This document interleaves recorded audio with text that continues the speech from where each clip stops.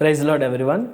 Last వీడియోలో మనం why Jesus అనే సిరీస్లోంచి historical evidences to Jesus Christ అనే అంశం గురించి మాట్లాడుకున్నాం. ఈరోజు నేను మాట్లాడబోయే అంశం ఏంటంటే, యేసు తనను తాను క్రీస్తుగా దేవుడిగా ప్రకటించుకున్నాడా లేదా. ఎందుకంటే చాలామంది క్రైస్తవులుగా మనల్ని సంధించే ప్రశ్న ఏంటంటే, క్రీస్తు ఆయనే దేవుడిగా ప్రకటించుకోలేదు, కానీ మీరు దేవుడిగా ఎలా చూస్తున్నారు అని మనల్ని అడుగుతుంటారు. అయితే నేను ఆ ప్రశ్నకి జవాబుగా ఈ వీడియో చేయాలనుకుంటున్నాను. అసలు మొట్టమొదటిగా యేసు ప్రభు ఆయన్ని దేవుడిగా ప్రకటించుకున్నాడా అని మనం చూసినట్లయితే ప్రకటించుకున్నాడు. అందుకే ఆయన్ని సిలువేశారు. లేదంటే ఎందుకు సిలువేస్తారండి? దేవదూషణ చేశాడని ఎందుకు సిలువేశారు? యూదులకి ముఖ్యమైన భయంకరమైన దేవదూషణ ఏంటంటే తనను తాను దేవుడిగా ప్రకటించుకోవడం. యేసు ప్రభు ఆయన్ని దేవుడిగా ప్రకటించుకున్నాడు కాబట్టే ఆయన సిలువేయడాన్ని మనం చూస్తాం. ఆయన ఎన్నోసార్లు రాళ్లతో కొట్టడాన్ని మనం చూస్తాం.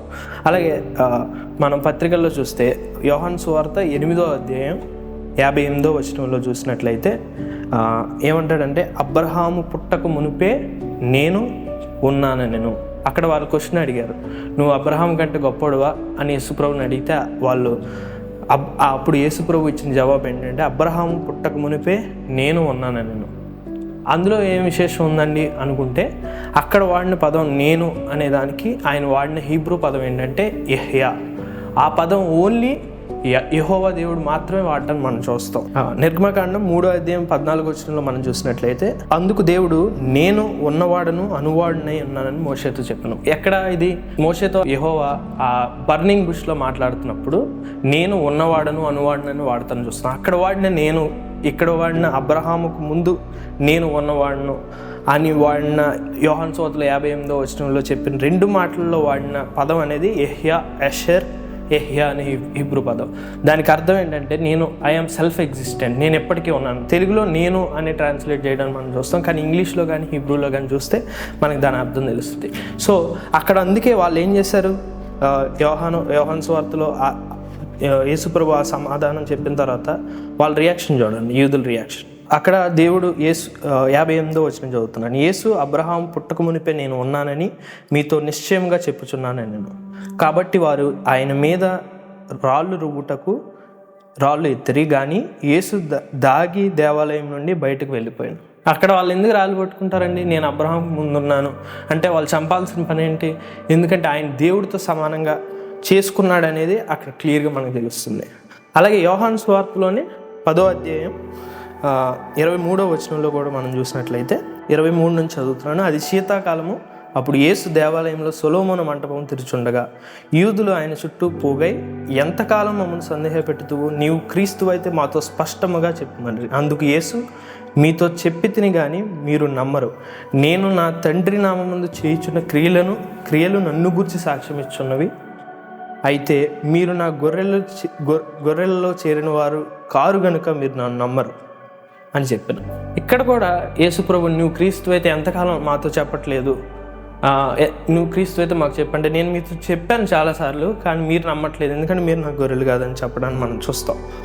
అక్కడ 33వ వచనంలో వాళ్ళే ఒప్పుకుంటున్నారు, యేసుక్రీస్తు దేవుడితో ఆయన సమానంగా చెప్పుకుంటున్నాడని వాళ్ళే 33వ వచనంలో చదువుతున్నాను చూడండి.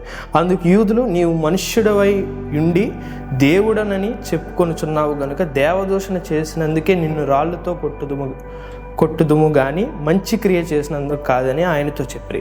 ఇక్కడ మళ్ళీ వాళ్ళే ఎవరో యేసుప్రభు కాదు, యూదులే ఒప్పుకున్నారు. ఏమని? నువ్వు దేవుడితో సమానుడిగా చెప్పుకుంటున్నావు, నువ్వు దేవుడు అని చెప్పుకుంటున్నావు కాబట్టి మేము రాళ్ళతో నిన్ను కొడుతున్నావు అని ఇక్కడ క్లియర్గా మనం చెప్పడానికి చూస్తాం. కాబట్టి యేసుప్రభు ఎన్నోసార్లు చెప్పుకున్నాడు, అయితే ఆయన డైరెక్ట్గా చెప్పలేదు. ఎందుకంటే చాలా కాలం ఆయన సరైన సమయం కోసం ఎదురు చూడటాన్ని మనం చూస్తాం. పేతురు కూడా నువ్వు దేవుని కుమారుడైన క్రీస్తువే అని చెప్పినప్పుడు కూడా ఇంకా ఎవరికి చెప్పొద్దని యేసుప్రభు చెప్పడానికి మనం, ఎందుకంటే ప్రవచనాలు ఎప్పుడు నెరవేరాలో యేసయ్యకి సరైన టైమింగ్ తెలుసు కాబట్టి అప్పటి వరకు ఎదురు చూడడానికి మనం చూస్తాం. అలాగే లూకా సువార్తలో కూడా చూస్తే, నేను సువార్తల నుంచి మాట్లాడుతున్నాను ఎందుకంటే చాలామంది ఏమంటారంటే పౌలు గారు సృష్టించారు జీసస్ క్రైస్ట్ దేవుడిగా, పౌలు గారు చెప్తారు కాబట్టి అని ఆయన పత్రికలో తీయట్లేదు. కానీ లూకా సువార్తలోంచి లూకా సువార్త 22వ అధ్యాయం 70వ వచనం, అందుకు వారందరూ, అట్లయితే నీవు దేవుని కుమారుడువా అని అడుగగా ఆయన, మీరు అన్నట్టే నేను ఆయనను అని వారితో చెప్పాను. ఇక్కడ కూడా మళ్ళీ ఆయన చెప్పడానికి మనం చూస్తాం. అలాగే మళ్ళీ యోహాను సువార్తలోకి వెళ్తే 20వ అధ్యాయం 28వ వచనంలో కూడా మళ్ళీ అక్కడ చెప్పడానికి మనం చూస్తాం. అందుకు తోమా ఆయనతో, నా ప్రభువా, నా దేవా అనెను. యేసు, నీవు నన్ను చూసి నమ్మితివి, చూడక నమ్మిన వారు ధన్యులని వారితో చెప్పాను. అక్కడ తోమా ఆయన్ని దేవుడిగా నమ్మి అక్కడ నమ్మితే చూడకుండా నమ్మిన వాళ్ళు ధన్యులని చెప్పారు. అంటే ఆయన దేవుడిగా మరొకసారి చెప్పుకోవడానికి మనం చూస్తాం. అలాగే ఇంకా చాలాసార్లు మన సువార్తల్లో చూస్తే ఆయన్ని దేవుడిగా మనం చూస్తాం. ముఖ్యంగా మరొక సువార్త గురించి మనం మాట్లాడుకోవాలి, అదే మార్కు సువార్త. అందరికంటే అన్ని సువార్తల కంటే ముందు రాసిన సువార్త మార్కు సువార్త. మార్కు సువార్తలో చూస్తే మార్కు సువార్తలో ఆయన మళ్ళీ ఈ సువార్తలోనే కాదు, అన్ని సువార్తలు దాదాపు ఒక 80 సార్లు ఆయన మనుష్య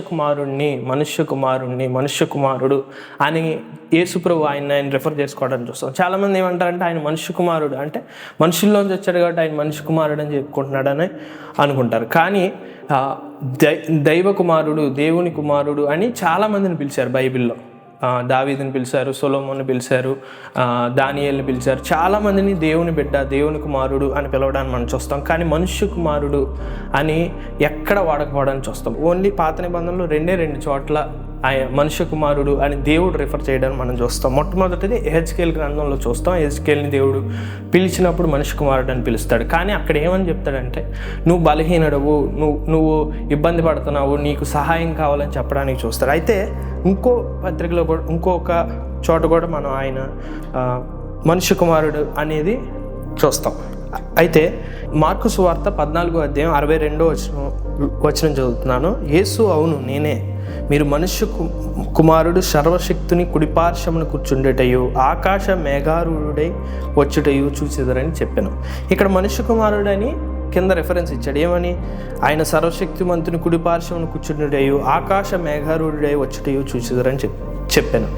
సేమ్ ఇక్కడ దేన్ని ఆయన ఇంప్లై చేశాడంటే, దానియేలు గ్రంథం 7వ అధ్యాయం 13వ వచనంలో దానియేలుకి ఒక కళ వస్తుంది. ఆ కళలో ఆయన ఏం కనపడిందో ఆయన వివరిస్తాడు. చూడండి, 13వ వచనం చదువుతున్నాను. రాత్రి కలిగిన దర్శనములను నేను ఇంకా చూస్తుండగా ఆకాశ మేఘారూఢుడై మనుష్య కుమారుని పోలిన ఒకడు వచ్చి ఆ మహావృద్ధుడగు వాని సన్నిధిని ప్రవేశించి ఆయన సముఖమును తేబడెను.